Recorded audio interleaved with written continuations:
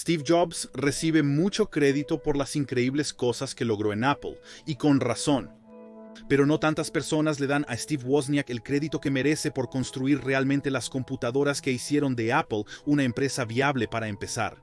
Esto se debe en gran medida a su decisión de dejar su puesto de liderazgo en Apple en 1985. Así que en este video voy a explicar por qué dejó Apple y los eventos que llevaron a esa decisión. Este es Greg con Apple Explicado y el tema de hoy ganó cómodamente el primer lugar en la última encuesta de votación. Si no participaste, suscríbete para recibir encuestas como esta en tu feed de actividad móvil. Debo iniciar el video con una advertencia. Técnicamente hablando, Wozniak nunca dejó Apple ya que sigue siendo empleado hasta el día de hoy. Aún recibe un cheque semanal de $50. Pero prácticamente hablando, su presencia y poder de toma de decisiones sobre la empresa se renunció en 1985. Eso fue un gran problema, dada su influencia sobre sus productos inicialmente. Fue responsable de construir el Apple I, la primera computadora que presentaba una simple conectividad de enchufar y jugar con teclados y televisores. Wozniak ni siquiera consideró ganar dinero con la computadora. Esa idea vino de Steve Jobs. El dinero que ganaron del Apple I llevó a la creación del mejorado Apple I, que también fue diseñado e ingenierado por Wozniak. Uno de los mayores logros técnicos del Apple II fue sus 8 ranuras de expansión, alimentadas por solo 2 chips, en lugar de los 40 chips estándar de la industria. Esto permitió que la computadora fuera más pequeña, más barata y más capaz que su competencia. Pero a Jobs no le gustó la idea. Le dijo a Wozniak, haz esta computadora con 2 ranuras. Solo necesitas una impresora y un módem. Woz estaba atónito. Sabía que los aficionados a las computadoras como él querían la mayor expansibilidad posible. Por lo tanto, limitar las capacidades de Apple II a propósito no tenía sentido para él. Wozniak respondió diciendo que si el Apple II no se enviaba con 8 ranuras, se iría y se llevaría su computadora con él. Jobs finalmente cedió, y el Apple II se convirtió en una de las computadoras más exitosas de la historia, impulsando las ventas anuales de Apple de $775,000 a $118 millones. Pero este argumento sobre el Apple II fue una representación perfecta de las diferentes filosofías de los dos Steves. Wozniak creía en un enfoque totalmente abierto a la tecnología, mientras que Jobs creía en hacerla lo más cerrada posible. Pero no me creas a mí, aquí está Wozniak explicándolo él mismo.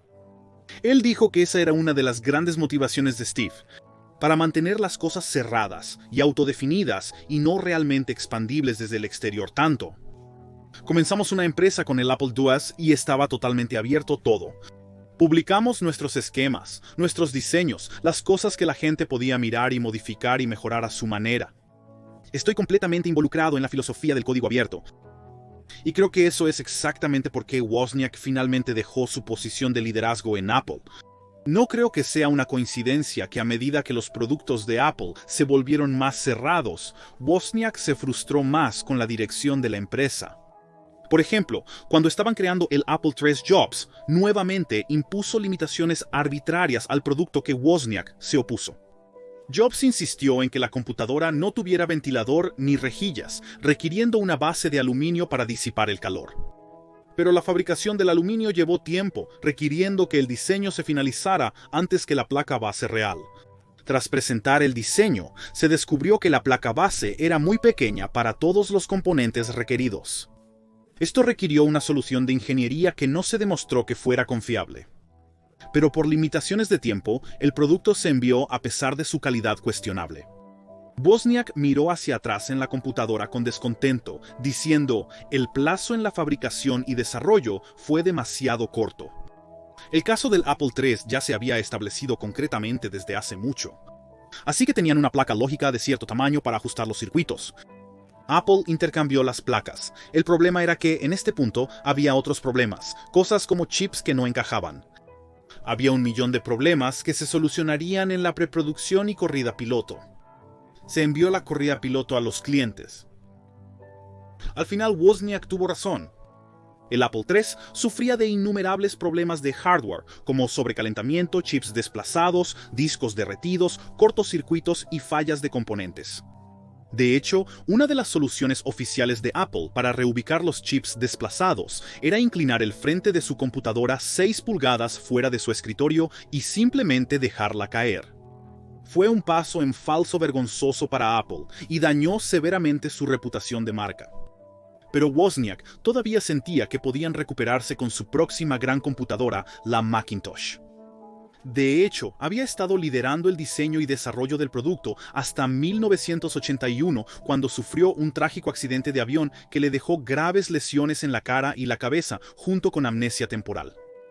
Tras el accidente, Wozniak se ausentó de Apple por 2 años, volviendo en 1983 para asistir en el desarrollo del producto.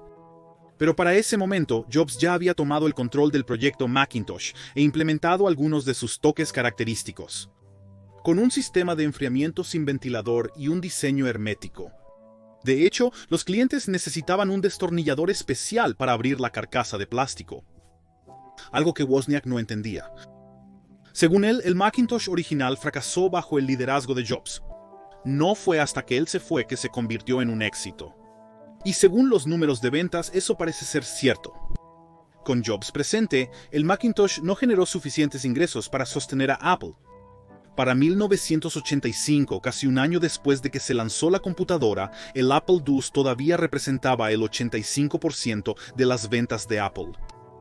A pesar de esto, Jobs no mencionó ni incluyó al equipo de Apple II en reuniones y eventos. Algo que comprensiblemente frustró a Wozniak. A principios de 1985 dejó Apple para siempre, afirmando que la compañía había tomado el rumbo equivocado en los últimos 5 años, extrañaba la diversión de los primeros días, y Apple se había convertido en la ruina de su vida. Disfrutaba de la ingeniería, no de la gestión, y creía que Apple le impedía ser la persona que quería ser. Después de irse, Wozniak creó su propia empresa llamada CL9, donde desarrolló el primer control remoto universal programable. También cumplió su objetivo de vida de convertirse en educador, enseñando una clase de computación para estudiantes de 5º a 9º grado. Era un camino muy distinto al que tomó Steve Jobs, pero no menos significativo. Bien chicos, por eso es por lo que Steve Wozniak dejó Apple. Gracias por ver hasta el final. Suscríbete para ayudar a decidir los próximos temas.